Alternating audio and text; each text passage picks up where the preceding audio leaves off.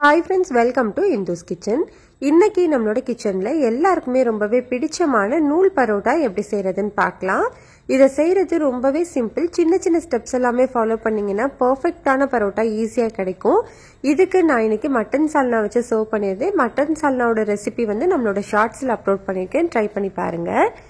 இத செய்யறதுக்காக ஃபர்ஸ்ட் ஒரு பவுல்ல 1/2 கிலோ அளவு மைதா எடுத்திருக்கேன். இதுக்கு 1 டீஸ்பூன் அளவு தூள் உப்பு சேர்த்துக்கலாம்.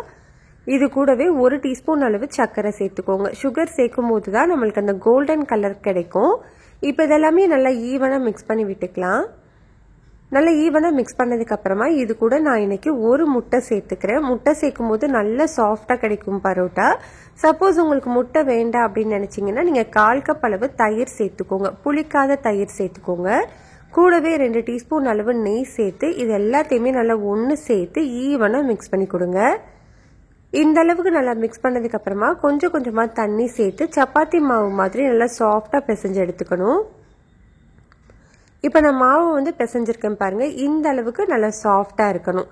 இப்போ நம்ம கிச்சனோட கவுண்டர் டாப்ல மாவை வச்சுட்டு இந்த மாதிரி வீடியோல காட்டியிருக்கிறது மாதிரி நம்ம நல்லா அழுத்தி பிசையணும். இந்த ஸ்டெப் வந்து ரொம்ப ரொம்ப முக்கியம். 2 டீஸ்பூன் ஆயில் மேல அப்ளை பண்ணிட்டு அதுக்கப்புறமா வீடியோல காட்டியிருக்கிற மாதிரி நல்லா இழுத்து மாவை பிசைஞ்சுக்கணும். இந்த மாதிரி நம்ம பிசையும் போது தான் நல்ல சாஃப்டான பரோட்டா நம்மளுக்கு கிடைக்கும். இதை ஒரு 5ல இருந்து 10 நிமிஷம் வரைக்கும் இந்த மாதிரி பிசைஞ்சுக்கோங்க. இந்த ஸ்டெப் வந்து ரொம்ப ரொம்ப முக்கியம். பாருங்க மாவை வந்து நல்லா நான் சாஃப்டா பிசைஞ்சு எடுத்துட்டேன். இந்த அளவுக்கு நல்லா சாஃப்டா பிசைஞ்சிருக்கணும்.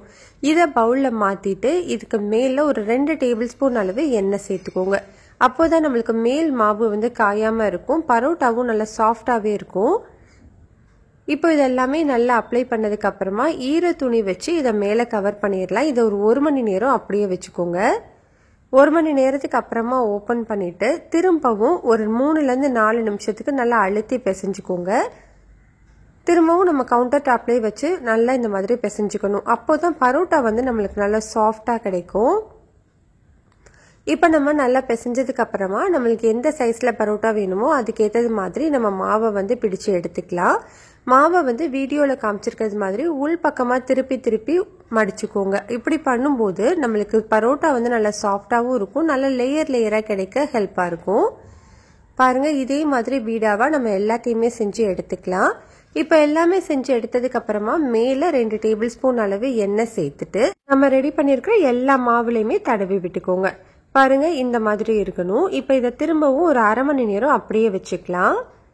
1/2 மணி நேரத்துக்கு அப்புறமா பாருங்க இன்னமுமே நல்லாவே ஊறி சாஃப்டா வந்திருக்கு. இப்போ நம்ம ரெடி பண்ணியிருக்கிற மாவுல இருந்து ஒன்றை மட்டும் எடுத்து கவுண்டர் டாப்ல ஃபர்ஸ்ட் நல்லா எண்ணெய் தடவி வச்சுக்கோங்க. அப்போதான் நம்மளுக்கு பரோட்டா வந்து நல்லா தேய்க்கிறதுக்கு ஈஸியா இருக்கும். இப்போ உங்களோட சப்பாத்தி கட்டை வச்சு எந்த அளவுக்கு முடியுமோ அந்த அளவுக்கு மெல்லிசா தேய்ச்சிக்கோங்க. இது ரொம்ப சிம்பிளா நம்மளுக்கு தேய்க்கிறதுக்கு வரும். ஏன்னா மாவு அவ்வளோ சாஃப்டா இருக்கும். இப்போ நான் வந்து தேய்ச்சி எடுத்திருக்கேன் பாருங்க. நம்மளோட அந்த கவுண்டர் டாப் வந்து இந்த மாதிரி தெரியுது பாருங்க. அந்த அளவுக்கு நல்லா மெல்லிசா தேய்ச்சிருக்கணும். இப்போ இந்த மாவு மேல 1 டீஸ்பூன் அளவு எண்ணெயை நல்லா ஈவனா ஸ்ப்ரெட் பண்ணி விட்டுக்கணும். இப்படி பண்ணும்போது நம்மளுக்கு லேயர் லேயரா ஈஸியா கிடைக்கும். இப்போ இந்த மாதிரி ஒரு பீட்சா கட்டர் வச்சோ இல்லைன்னா ஒரு கத்தி வச்சோ இந்த மாதிரி கோடு மாதிரி நல்லா கிழிச்சு விட்டுக்கோங்க. பக்கத்துல நம்ம லைன்ஸ் போட்டுக்கணும். அப்போதான் லேயர்ஸ் நிறைய கிடைக்கும். வீடியோல காமிச்சிருக்கிறது மாதிரியுமே 2 சைடுமே ஜாயின் பண்ணி விட்டுக்கோங்க.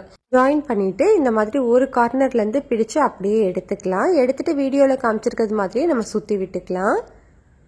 சுத்திட்டு உங்களோட உள்ளங்கை வச்சு ஃபர்ஸ்ட் எல்லாத்தையும் சீல் பண்ணிக்கோங்க. அதுக்கப்புறமா சப்பாத்தி கட்டை வச்சு லைட்டா இந்த மாதிரி தேய்ச்சி விட்டுக்கோங்க. பாருங்க அவ்வளவுதான் நம்மளுக்கு பெர்ஃபெக்ட்டா வந்து ஷேப் கிடைச்சிருச்சு. இப்போ நமக்கு தோசைகள் சூடானதுக்கு அப்புறமா நம்ம ரெடி பண்ணி வச்சிருக்கிற பரோட்டாவை சேர்த்துட்டு மேல கொஞ்சமா எண்ணெய் விட்டு மீடியம் ஹீட்லயே 2 சைடுமே வேக வச்சு எடுத்துக்கோங்க. அவ்வளவுதான் நம்மளுக்கு சூப்பர் சாஃப்டான பரோட்டா வந்து ரெடி ஆயிடுச்சு. ஒரு 2-3 பரோட்டா வந்து நம்ம செஞ்சு எடுத்ததுக்கு அப்புறமா ஒண்ணு மேல ஒண்ணு அடுக்கிட்டு இந்த மாதிரி அடிச்சு விட்டுக்கோங்க. இந்த மாதிரி பண்ணும்போது நம்மளுக்கு லேயர்ஸ் எல்லாமே தனித்தனியா பிரிஞ்சு வரும். பாருங்க இந்த மாதிரி. அவ்வளவுதான் நம்மளுக்கு சூப்பர் சாஃப்டான பரோட்டா ரெடி ஆயிடுச்சு. ட்ரை பண்ணி பாருங்க. டேஸ்ட் அவ்வளோ சூப்பரா இருக்கும்.